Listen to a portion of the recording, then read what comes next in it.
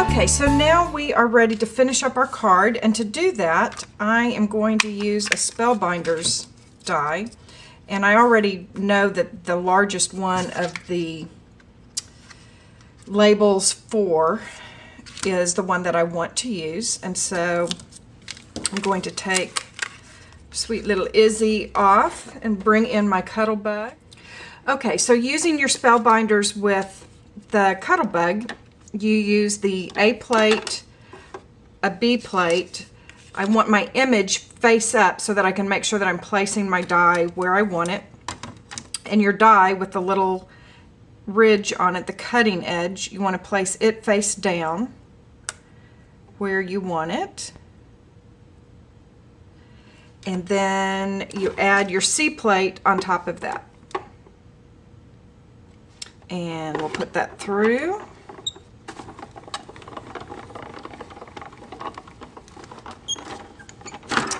And then I do want to emboss, so I'm going to leave my B plate. I'm now going to turn my image over and remove the excess, but make sure that it stays nicely in the die. I'm going to put the rubber mat on. And my Cuttlebug needs 4 thin pieces of cardstock to act as a shim. Everybody's is different. If you put too much in there or too much for your machine and it kind of fusses as you put it through, put fewer shims because it will break your B plate. Okay, so let's get that out of there and get these out of the way. And the last couple steps are very quick, but I do think they add a really nice addition to this.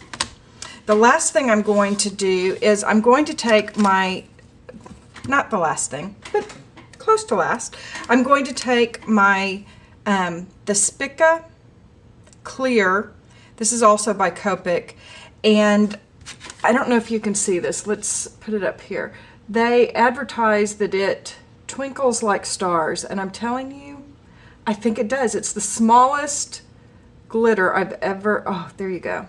It's the smallest glitter I've ever seen. And because I don't really want it to be overwhelming, I just take and dot it over the entire thing. And then we have, just to add a little shadowing.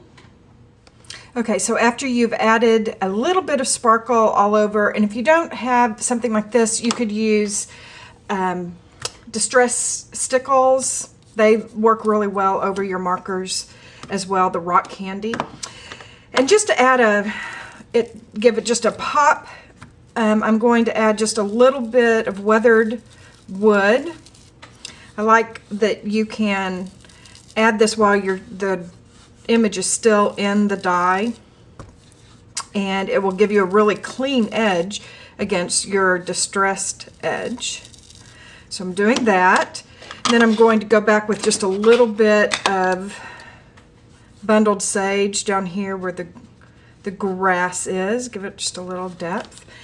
And one final step, totally your preference if you want to do this or not, but if you'll notice, I added a black edge, little outline, and it's so simple to do while it's in this die. And I am using a Zig Millennium in a .005. And you just run it around the edge. Just keep your pen right against the edge of the die. It gives you the guide. And this is the thinnest nib that I have. So if you wanted a thicker one, you certainly could do that. I just wanted just the touch of it. And I'm just doing a little speed demon on this. You'd want to take your time a little bit more. More likely to make a mistake when I go this fast. But then you pop it out of the die, and you see how both the the Distress ink and that black just make that pop. And now all we have to do is add our sweet little Izzy on top of that.